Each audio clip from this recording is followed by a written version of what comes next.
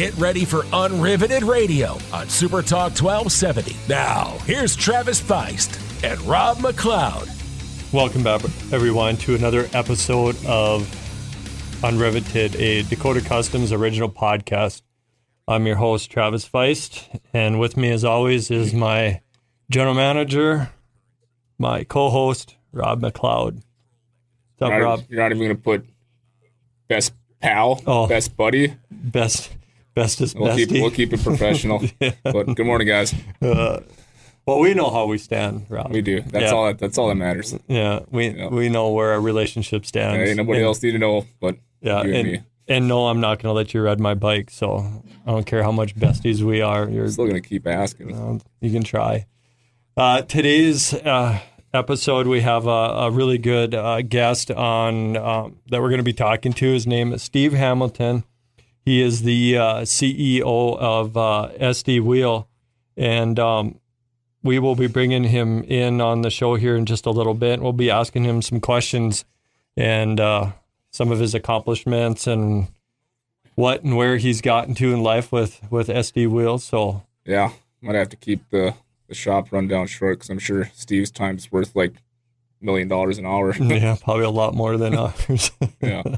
So, shop talk a little bit. I know we had the El Zago car show here. What was it, 2 weekends ago already now? Yeah, Saturday before last. And, right out of the gate, it was extremely good. Good crowd. Saturday was a really good crowd. Yeah. That first couple hours of the show, a lot of good correspondence to the people that showed up, and said that show was at the same level as it was the year before. It's always a great turnout. Yeah. A lot of people, a lot of walkthrough, a lot of good cars, a lot of nice cars. Yeah. That's nice. It's nice that they don't allow the same cars to come back every year. It kind of keeps the showcase level at a premium. Right. You're not just looking at the same cars every single year. So, and I do want to, take my hat off to the crew with the El Zago. I mean, they were more than they killed it. Awesome to work with. They were more than helpful. And again, for their second car show that they put together, their organization was pretty phenomenal. They had a routine. They got a lot of cars in. They got a lot of cars out. On a timely matter, I think they did a really good job. So again, my hat's off to those guys. Great group of people to work with. So it takes some weight off us. Yeah. Those car shows can get a little stressful. So especially when it's storming and snowing. Yeah. Man, that was a chore.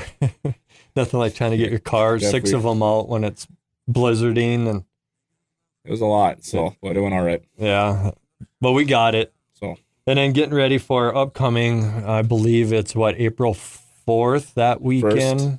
Is it first? Freedom Riders. Yeah, I'm trying to look here, see what that the first weekend in April. Grand re-debut. Yep. There. The first and second, is the Freedom Riders, what is it? I think the 40-something bike show. Yeah, so we're putting a bike together right now at that blue 22 Road Glide. We're finishing up that. We're going to have it there at the bike show, and we'll be debuting that. And then one that we did for a customer back in the big show, 07 Road King. Yeah, that one, 4 years ago, I think I did that one. So that one's coming back. We'll have that one there. Didn't think you could top that bike, but this Road Glide is looking like you might. Yeah, I kind of like, I've said this before, but I appreciate everybody that comes into my business and gives us the opportunity to work on, their projects, no matter what it is, if it's bike, car, railing, trailers. I mean, we've done side-by-side, four-wheelers. We've done it all, and I appreciate, but when you get that customer that brings that brand new bike or that brand new car that's just right from the dealership, I don't know, it just puts an extra smile on my face. I love that kind of, where you can just take a brand new something and tear it down and make it unique. It's a whole different kind of a feeling. Definitely. Yeah. But Steve, you into bikes, Harleys at all? No, I've been with my wife forever. Like she was 15, 16 when I met her, and she knows the way that I drove early on, and she said she will never allow me to get a bike. And like I didn't even argue it because she was right. Like I knew that if I got on a bike, so it's a matter of my own life and being in my hands because of the way that I drive and handle it. And I wouldn't be able to just cruise. I'd have to go. I'd be the idiot doing wheelies on the highway. That's a thing with these baggers. Like there's so many different directions that you can go. You can do the full custom and low and mean and just cruise around, or you can leave it bone stock, or you can tighten everything up and get tons of power and a lot of torque and just pull wheelies and do burnouts. And, it's different avenues. And I'll tell you what, each one is pretty fulfilling. Yeah. So have you ever tried, Steve, or just no intention to even get on a bike? I bought a Honda Ruckus. I don't know if you know the Ruckus. Oh yeah. You can get rowdy on those. Even that thing, I'm cruising down my 25 mile an hour street at 40, and I'm going on like busy roads near me that I'm not supposed to be going on a 55 mile an hour like small highway, and like I'm out there cruising, and then like I can't find the helmet. So like I already see myself acting like an idiot with this little Ruckus. It's just really best that I don't get into anything more powerful than that. Sure. Yeah. And it brings me to a story, and I always like to tell a story. I got stories, but yeah, you do. I remember this was quite a few years ago. We did a run with our local open road. It's a Honda dealership here, and they had this one of their like annual memorial run kind of a deal. And the owner had a souped up Ruckus. Like I don't remember what size it was, but it was a stock. But it was stretched, wasn't it? No, it was a basic stock, but it was one of their higher. So I don't know like what model it was, but it was their higher end top model. And we went on this ride, and I'm not kidding you, Steve. We were cruising, we're with our Harleys, 70, 75 was, cruising. And this guy passed us on this Ruckus with his knees tucked in, his arms tucked in, and he just like the Jetsons just whizzed right by us. And I thought, wow, the nerve that somebody would have to be cruising with a Ruckus with, at that kind of speed. But you know what? Man, he was happy. He was all proud. And man, he flew by us like we were doing 20 mile an hour. And I thought, man, that's insane. Yeah. So never underestimate the Ruckus. Dude, Honda. Agreed. Yeah. Great little vehicle. But maybe we should get a little backstory on Steve. So if you want to give us that rundown, Steve. So tell us a little something about you, Steve. I can let you start wherever and however you want. Yeah, and it's funny that you brought us up as SD Wheel, and that's how I know that someone's like in the business, not an enthusiast, but in the business that deals with similar suppliers and is doing the same thing we are, because there we're known as SD Wheel. Everywhere else, it's Custom Offsets Fitment Industries, and then the other companies. Like those are our big brands, but SD Wheel is like the purchasing arm. That's what everybody has on their check when they get paid. But the brands that people really resonate with and know is Custom Offsets for trucks, Fitment Industries for cars. And so I started this all in 2003. I was 19 years old, and I was working out of my mom's apartment, actually. And I was looking for wheels for a 94 Z28 that I had, bought some locally, wanted to upgrade them. For whatever reason, that time I was like, you know what, I'm going to try and like save some money and see if I can find the manufacturer direct, because I bought that first set from a Firestone. And went and contacted American Eagle Wheel, which I don't know if you guys dealt with them back in the day. Yep. One of the OGs. Yes. So American Eagle Wheel, Eagle 077s that were big on like the Saline Mustangs and Camaros and Grand Prix back in the day. Yep. And I bought them, I contacted the manufacturer. They said, we can't sell to like a guy.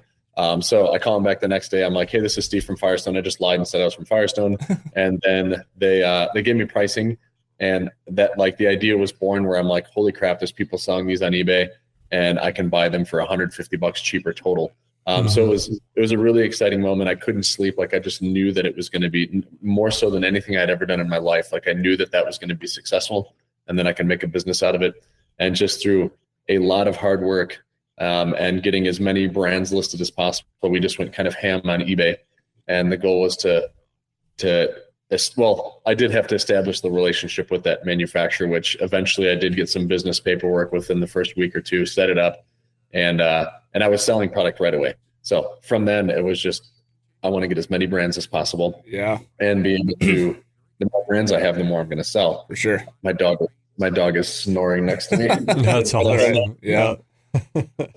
But just as excited as you were when you found out that there was a market to supply aftermarket wheels. So when I found out that I could buy direct through SD Wheel while still using kind of the custom offsets platform, I was pumped. I was so stoked because what I usually do, it takes a lot of the legwork, a lot of communication between me and the customer out of the equation. I basically just, because picking out wheels is a big deal because it's a lot of money and it really affects the end look of your vehicle. So it makes my life so much easier when I just say, I plug in the vehicle specs, I text them a link. I was like, you help me out by picking out a wheel, even a few wheel styles that you like, you may want to see on your truck or car, and then get back to me and we'll kind of finalize the decision. So like when I found out that I can use that platform and then buy direct through SD Wheel, dude, it was a game changer. I'll say that. Yeah, and it's funny how many shops actually use like we get hit from so many shops that just use our platform to help determine fitment. Absolutely. And just the amount of people that just use our gallery but don't end up buying is insane, and that's a big differentiator for us. Is and you know, like again, we started just on eBay, and then it turned out where we built more and more brands along the way. Mr. Wheel Deal, Custom Offsets, then came Fitment Industry, Elites Wheels, and we just got smarter. We knew that gallery was key. Like there was no site that had some huge fitment database, and so things like that have really been the differentiator to get people into the website. And then once they're in there and they realize we have awesome tools, they're like, well, I'm here. I might as well buy this package. It's one click that I can hit to get this same setup. And then we use a lot of that logic that the gallery builds to help determine what fits when they do just go search the year, make, and model. And then what ends up displaying on the site uses a lot of input from users that have bought and told us that this rubbed or this didn't rub. So it's pretty neat. And that's a big part of what sets us apart is all that intelligence that we have built into the site. It totally just streamlines the process 100%, which is huge. So obviously there's only so many hours in a day. So when you can get that customer, when you can make a decision with a customer and it takes you, I don't know, 5 less texts, 2 less phone calls to get to that point, well, it's a time saver. It's huge. So sure. Yeah, same thing. If someone's looking for wheels, I just say, go to the site. Yep. It's a friend or family. I'm like, just send me a link and I'll get you a good deal. Yep. It's easy for them to go do it than to meet us, send them some styles. That's exactly what I do too. It's awesome. Yeah. You know, and it's nice to see that somebody that wasn't just looking to start a business just to, you know, it's like, or they were handed money and they were like, oh, let's just start this wheel company and kind of go for it. Like you're an actual car guy, I believe. Like you are. I mean, you didn't just get into it because of you seen a market that you can make some extra money. You actually got into it because you are a car guy. And that, I think, I have even more respect for you just because of that reason that you did it because you have a love and a passion for it. You weren't just looking to make $1 and to, you know, start a business. You wanted to start something because of a passion and love that you have. Started out with because you like cool stuff and cool cars and changing something to make it more personal and more yours, making it unique. Yeah, and I think that translates into everybody's business. Like I've met a lot of business owners along the way, and I've met guys that are accountants that just like kind of what you said, where you realize that it can just make money, but like you're not passionate about it. And you can see that in their work where it's very cookie cutter what they do. They're isolated into one area, but like we're all enthusiasts. We hire people that are enthusiasts. You go and see our parking lot. There's 100 cars out there and 80 of them are aftermarket modified lifted trucks or lowered cars that are slammed cambered. And it's just really neat because it looks like you're at a car show, but you're just at our warehouse or you're at our marketing facility. And that's what it's all about. Yeah. I think people take lead from owners and what mission that we have. And then you've got, you know, customer service people and warehouse people that are really passionate about what they do. But yeah, I've been turning wrench. Like I had to turn a wrench. Like I had piece of crap cars when I was young, and there's no way I can go pay a shop $400 or $500 to fix a heater core. So I had to, and we didn't have YouTube back in the day. So like I had to look at the Chilton's manual, which were really difficult to work with and figure out how to pull my dash out on my 87 IROC. And then fix all that crap. And you just kind of teach yourself. And then you also get more and more into cars. Like at one point I wanted to go to Southern Illinois University and be a mechanic. Early in high school, that was kind of my goal, but things changed a little bit from there. Well, thank God it did. Yeah. No, I think that says a lot. When you have a passion, that's what leads to successful companies. When you have a passion, just not because it's lucrative, but you have a passion for Passion for what you do, yeah. For the sole purpose of your business, you know, supplying people with the wheels or whatever aftermarket accessories that, I mean, that's what, you know, what is elevate that level of success within your company. Mm-hmm. Yeah, most definitely. Yeah, I'm 100% with you.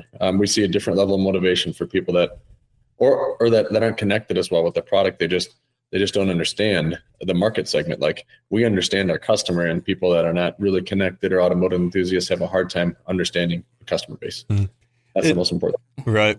And, you know, I was doing a little bit of background check on you, and you didn't grow up with a silver spoon in your mouth by any means. I mean, you really had to work your tail off to just get somewhere in life in general. I mean, you didn't have a lot of money. You didn't come from a lot of money. You kind of worked your tail off just to get, you know, I guess it just in life in general. I mean, I was listening to some of your previous podcasts you did with other people, and they talked about, you know, that I know you used to work at McDonald's. You used to work, I think, at a deli place making sandwiches, if I remember right. You used to work on pedal bikes and garages just to earn some extra money that you could even just afford parts, or I believe like even just to go on field trips or just to do personal stuff, just because you didn't come from a lot of money. And the fact that, you know, you learned what it meant to appreciate what you have, and that you didn't come from nothing, but you took that, you know, it's like, well, I can stay where I'm at, or I can take that challenge and be like, well, you never know unless you try. And you took something. You took nothing to something, and, you know, it's again, like, man, I appreciate a lot of that. And it shows too, like, you got to have a work ethic, and you got to have a passion for it to make it work, being that you did not come from tons of money, or somebody helped you out, or you were just able to go and borrow money to make this happen. I mean, you made that happen. It was your sweat and tears. It was your hard work. Yeah. And I think a lot of people don't understand the grind, because YouTube jades people so much that they can get money quick. And I'm sure there is that 1 in 10,000 opportunity where you could whip up something and earn financial success within a year. But the vast majority of the 9,999 people, like, they have to work and grind it out for 5-10 plus years before they're making a real living, or before they can achieve some wealth. And like, I'm still pretty young, but I've been doing this now for 20 years. So, like, I didn't get my cars, I didn't get my home overnight. Like, it's been the product of a lot of work, a lot of sacrifice with family, friends, and I think I've already worked a lifetime of hours. At age, I'll be 40 this August, and I've probably worked as much as your average guy that's 65 and ready to retire at this point. Mm-hmm. Yeah, that's what it takes. So, and anybody knows, when you're a business owner, I mean, it's not an 8 to 5 Monday through Friday job. I mean, it's with you 24/7, 365. It's always on your mind. It's always in the back of your mind. It's a priority, and you have to make it a priority if you want to make it successful and something. And along that way, and I'm sure you can admit that there's some hardships, there's some family probably hardships, there's a lot of ups and downs, but, you know, when you have that goal in the back of your mind, and you got that, you know, it's like you want to reach for that accomplishment, it takes a lot of hard work. Yep. Yeah, for sure. No, absolutely no doubt in my mind that is the case. And like, and it takes if you're married, if you have kids, like, it takes a supportive and understanding partner. And my wife knew that. I mean, obviously my wife and the kids come first, but like, the business has to come first. If it is if it's life or death, yes, family comes first. But like everything else, it's like the business has to come first. Like, there's a lot of people relying on me for income. We're relying on my income. And there is an end goal, right? Like, at some point I would like to sell a portion of the business, like lay low a little bit. And I always have to be doing something, but like, but I think it's refreshing for my wife and me to know that there is an end goal, because like I feel the burn after all of this. And I just got really heavily involved in frontline stuff. And because I had stepped away for about a year and a half, and then I slowly got myself back into the company. And now I'm like doing really frontline trench stuff. And I actually love doing the trench level stuff the most, I think. But I can't be doing all of that. And I'm back to like 80-hour weeks. Like I can't be doing that again. And I'm not wired the same to do that. So I know that there's an end goal, and that's kind of what I'm working on now. Well, you deserve it. I mean, like I said, you built something, you put your time in. It's time to make that transition. Yeah, for sure. So you mentioned your car collection there. So I wasn't up to date on my podcast schedule, and so I just found out yesterday that we're doing the podcast with you. I was like, oh, Steve Hamilton, that rings the bell. Well, I just watched the Seaboys YouTube video where they came in and you let them essentially just handed them the keys and they just picked. Oh, yeah. And I was like, this is unreal. Like, and then I got to see your full collection. So those cars are badass, but you did mention you have an IROC. So do you still have, what is it, a G-body? Those are G-body cars, right? F-body. F-body. You still have an F-body?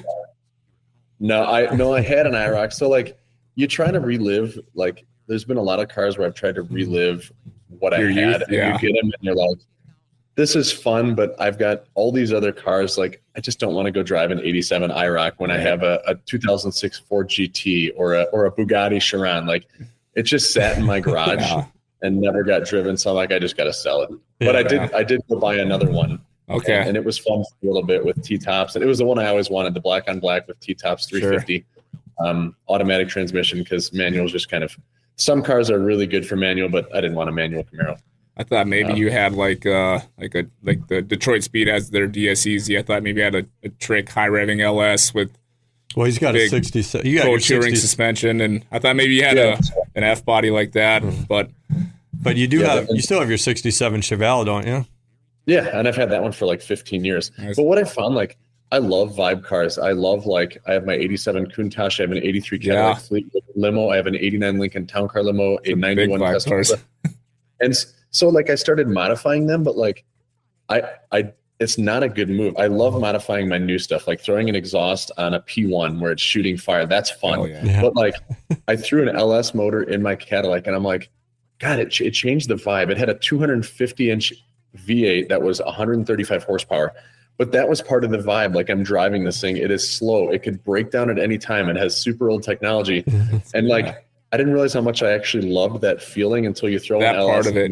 This thing's it's like no fun anymore. It doesn't have that risk factor. We got a pretty badass Cadillac we're working on right now, a 67 Eldorado. It's got the 429 two-door.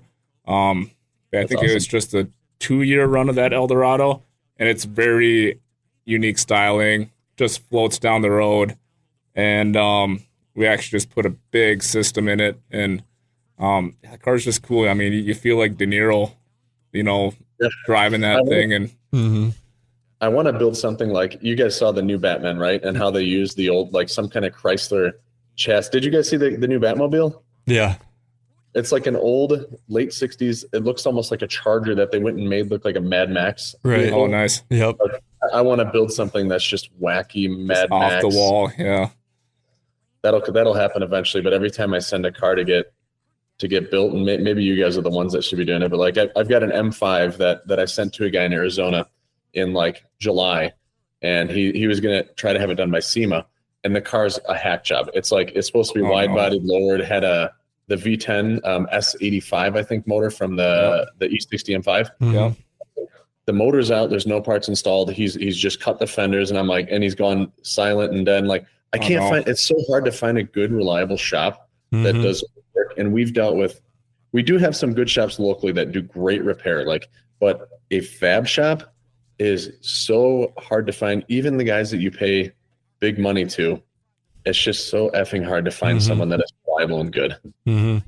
Yeah, and being, I think you can probably vouch for this too, but being on this side of the desk when, when you're the owner and you hear things like that, you're just kind of like, there's people that give us bad names, and you try really hard to get that business in the door. But what sucks is now making that comment, it's like you're kind of hesitant even to give the next guy a shot, because it's like there's so many, people out there that say that they can do stuff and they can't, or they take your money and run, or and it gives the people that are upfront, honest, kind of bad name and a bad vibe. But if you ever get something and you want something done, man, it'd be an honor to work on it. That would be.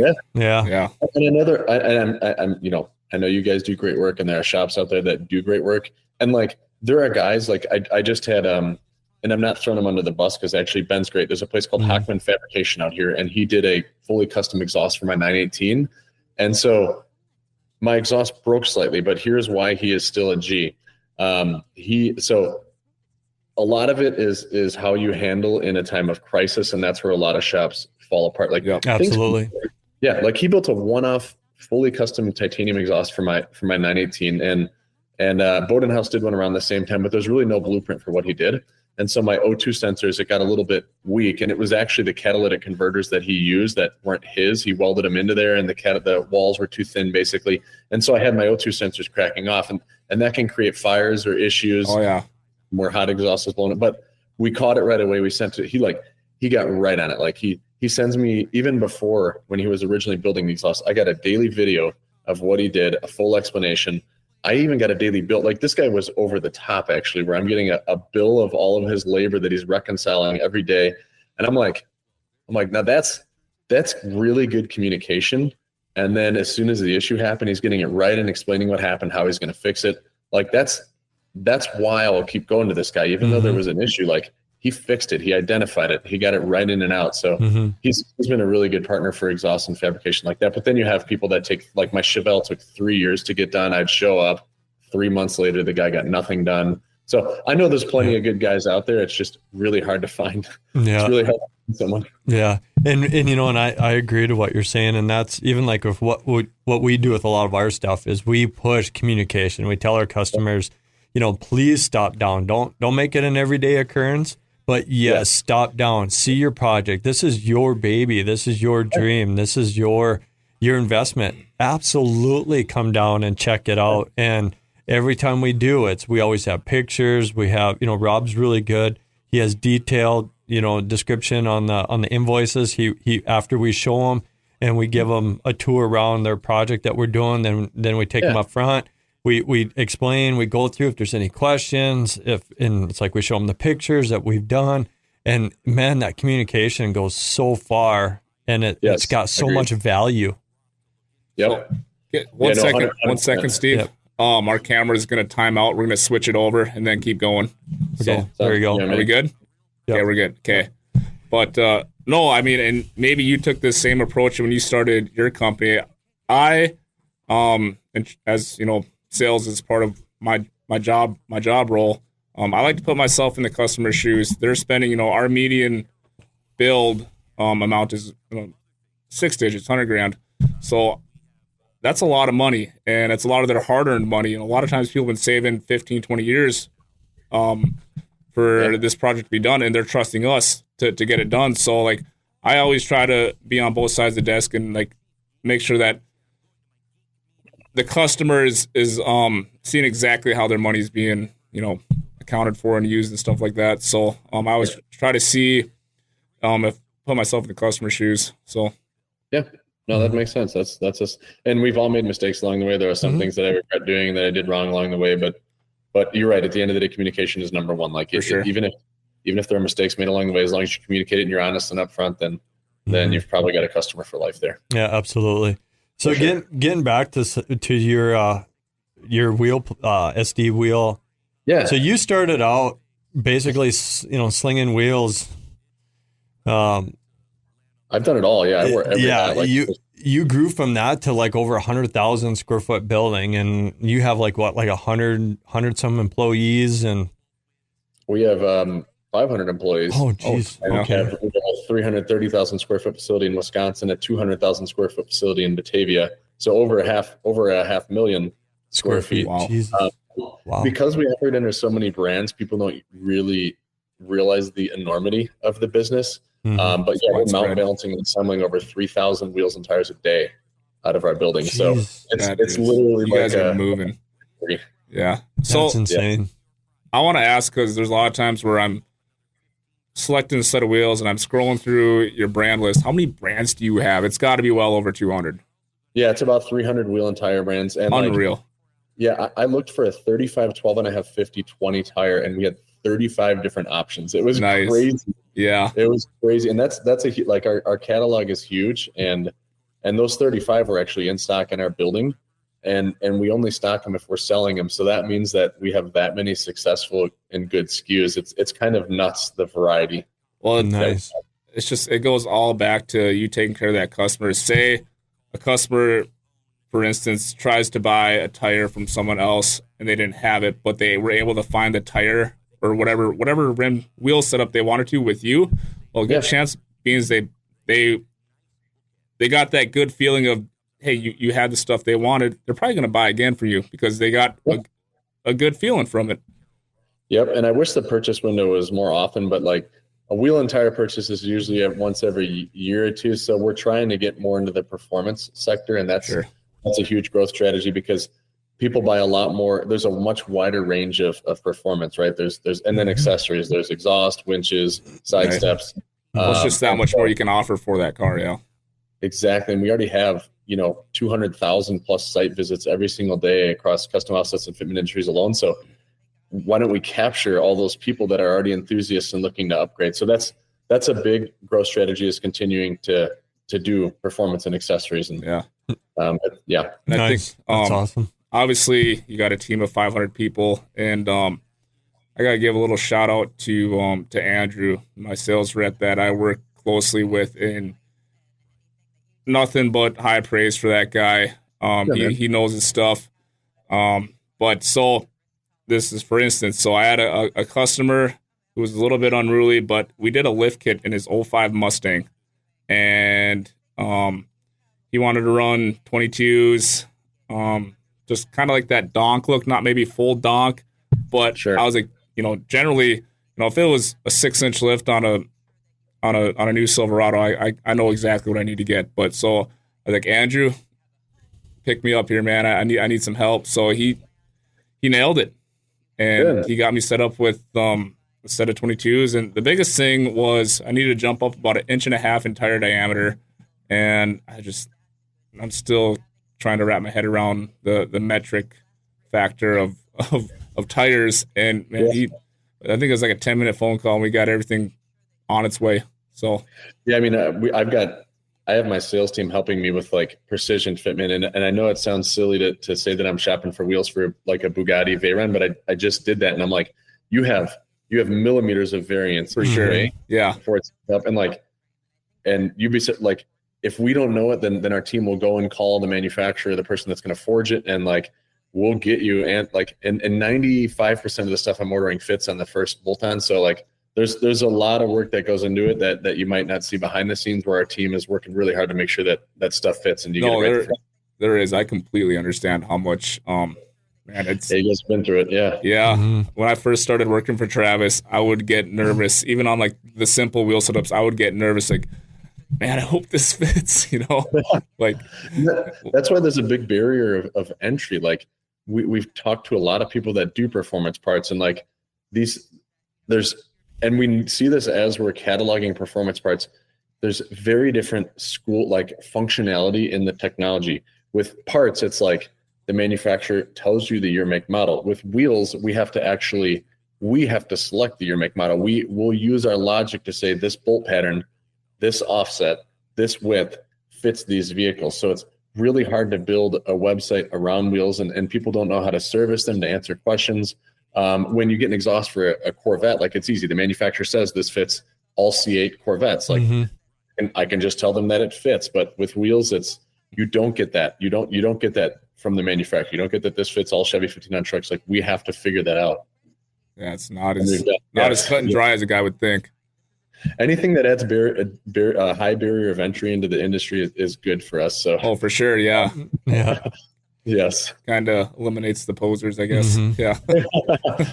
True. So I do know that I'm going to be in the process. I have an 84 Blazer that I'm going to be building a Ford Link, kind of like a Baja truck, but it's going to be just a highway king, just something that will drive around town, but I want it to get rid of the leaf springs and just have that forward link, that comfort. Those things rode like garbage, and there was no ride quality whatsoever. And I know I want to do something like 22 or 24 with 38s or 40s, and I want that just wide custom offset. So when I'm ready, I'm definitely going to be hitting you up and picking something that's just going to be in your face, just different, that you don't see on a K-style at all, that is just going to be just something unique and just one off. Yeah, one of my wife's one of her first vehicles was a 94 full-size Blazer, which I think for some period they called like the Tahoe, but it was the two-door. Right. And that was it was white with red cloth interior. It was just such a cool vehicle. Sick. I'll always have a special place in my heart. And then she we never did put 20s. I was trying to talk her into putting 20-inch wheels. This was way back in like 01, 02, but that never happened. Back when if you had 20s, you were something. Yeah, absolutely.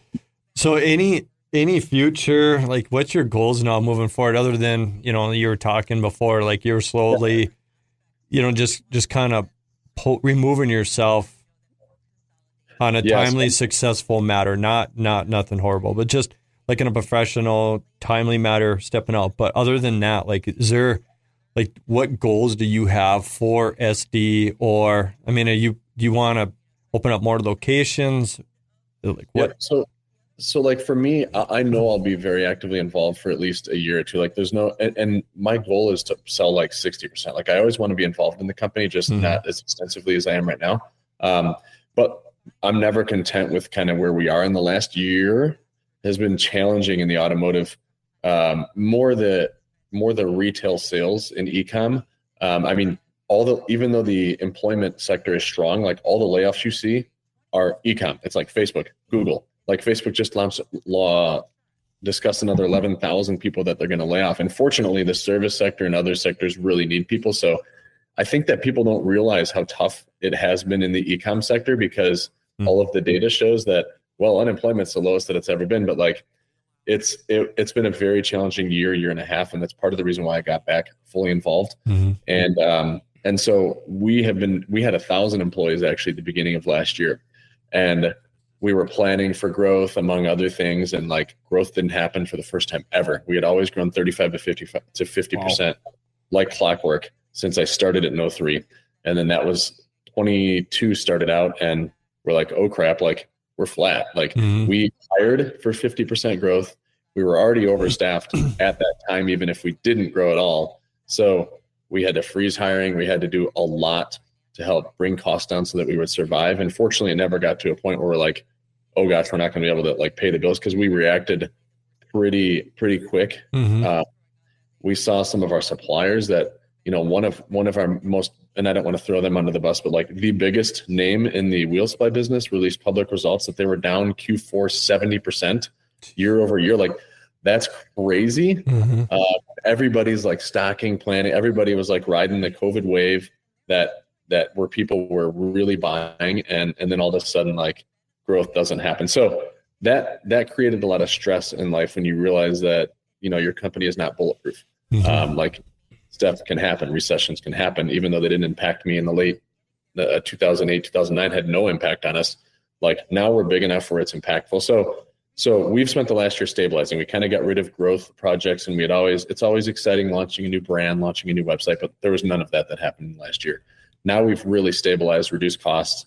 We're still kind of flat this year in unit count, but part of that's because we stopped all growth initiatives. So now let's get past peak season, which you guys already know is your tax season, right? Yep. Like February, March, April, and then it starts tapering off in May. Yep. Let's get into May and let's start getting these growth projects. So maybe it's building a new tire line. We started a tire line, but we paused. Like, I would love to go build a mud tire, an all-terrain tire. Building your own brand of product is the highest margin, best value adder to your company versus selling other people's products. So that could be a goal. We might launch like a fighter wheel brand. Maybe some, there's plenty of other things where it's like, hey, this is a new idea, new concept. So I want to get that stuff. Like, that's what excites me. That's what excites the team the most is seeing us really invest in our growth. while I'm doing that, like I'm trying to minimize all the other stuff in life. Like I have Pet Supplies Plus stores, I have an Arby's, I have properties. I have sold most of my properties, and I timed it really well because it was kind of peak value late last year, and that's when I sold the majority of them. I have my Pet Supplies Plus stores under contract to sell. Like I feel like I have enough accumulated kind of money to live, maybe not like as comfortable as I am now, but like even if crap hits the fans, I'm probably okay. So I'm trying to keep that mindset and get rid of all the other noise in my life, because it adds stress having 60 tenants. It adds stress having 7 Pet Supplies Plus stores. What happens if what happens if my manager leaves? I don't know these stores. So I don't want no more stresses in my life. I'm trying to get it to the wheel business, and that's it. Right. Yes. So you were talking about, I know we're kind of running low on time here, but I know you're talking about launching a tire brand. So I've always kind of felt like, so obviously there's Toyo Nitto Falcon, but they don't go into those big wide wheels. I know, and I always was hesitant of buying certain brands of like anything above like a 1350, like even like a 26 1350. I know I'm only gonna run Furies. I just feel like they're kind of the top tire out for that particular size. So are you kind of looking to segment into that top tier, kind of really wide, really big tire brand, like make like just become like the Toyo of? Probably not the Toyo. Yeah. Toyo and Nitto are really great tires, a lot of which are made right here in the USA. They've never been able to produce what their true demand is. But they are, I would say, like, we live in like the tier 2. If you can make a tier 2 real successful, like typically you move more volume as you get cheaper, right? Mm-hmm. But if you can find that perfect marriage, like Apple, where they have an iPhone, that is an expensive device, but they sell a lot. That's such a rare thing to do, to have top tier high volume. Okay. So we try to live in like that tier 2, maybe that low tier 2, Sure. Where it's just affordable, but it's expensive enough where It's quality. it doesn't look like a generic brand at all. Right. Like, and fuel kind of plays in that territory where fuel is kind of mid, maybe even high mid, but they're definitely not top tier. Like BMF back in the day was a top tier. For sure. Forge stuff was. American Force is your top tier stuff. So if you can find that where you have good margin, but you can really make it popular, like, and so that's kind of what we want to do with tires. And doing some of that is by being niche and differentiating yourself. And I think Fury came out with a bunch of really big diameter sizes really early, and that's how they were able to probably, like, I would bet their price when they first came to market was a lot higher. Yeah. And they were still probably doing well because they were the only guys. But then eventually people learn and catch on. And but they kind of diversified within that segment to where the cost could drop across the board on each one of their tire sizes. Yeah, exactly. So it's probably finding where there's a gap. And RT has been a huge successful run for the Nitto Ridge Grappler, the Toyo Open Country RT. Everybody's coming out with the hybrid mud tire.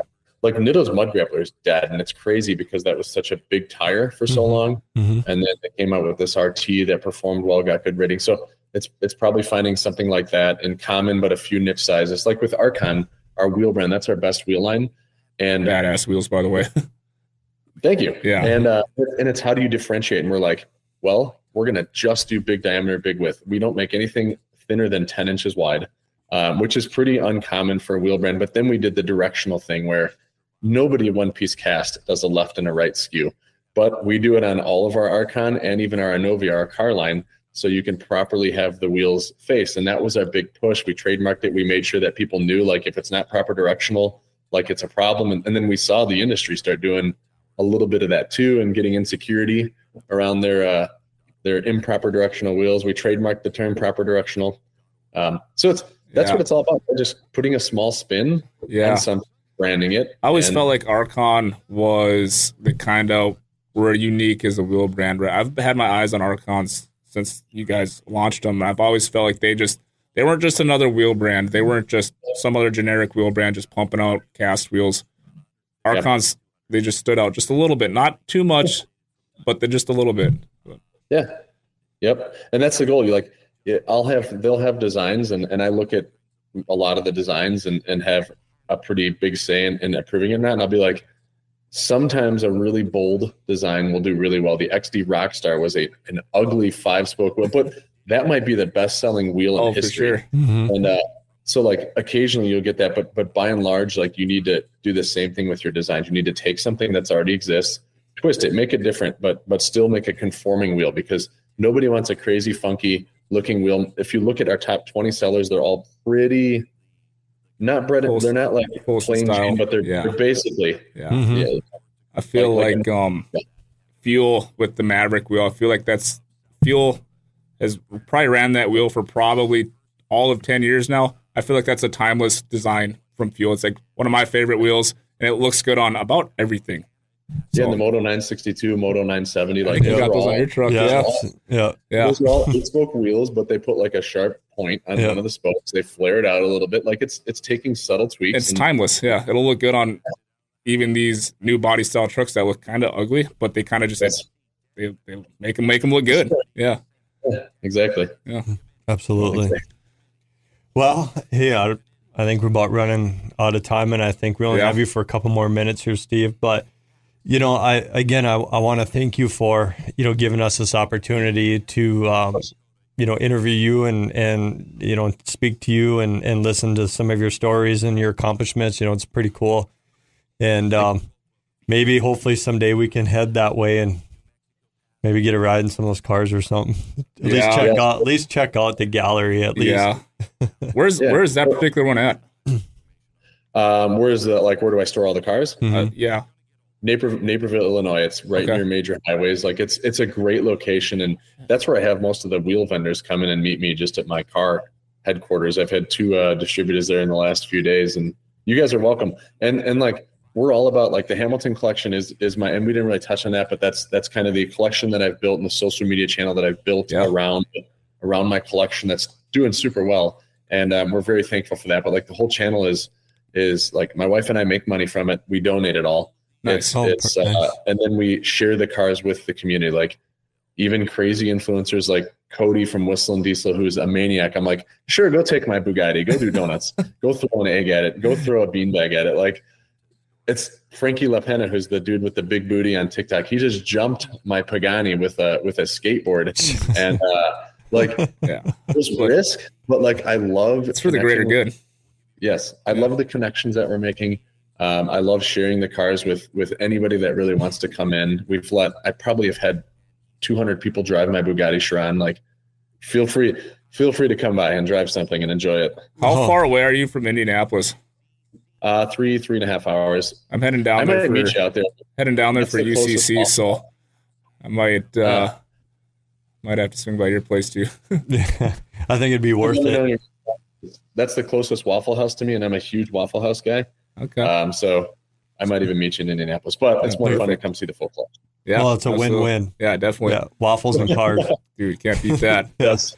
That's our special. Yeah. Yeah. Nice. Well, we will talk later about that, Steve. And again, I do want to thank you. Best of luck on your accomplishments. And keep killing it, man. It's awesome. Yeah. Thank you. You got our support 100%. And awesome we appreciate, everything. The wheel company and everything that you provided and built, man, it's been awesome. Thanks. Well, same to you guys. You guys have done some awesome builds. You guys have been good partners for us, so we thank you guys for everything. Yeah, thanks, Steve. Have a good day. Yep. All right, guys. Yep. See ya. Yep, bye. Bye.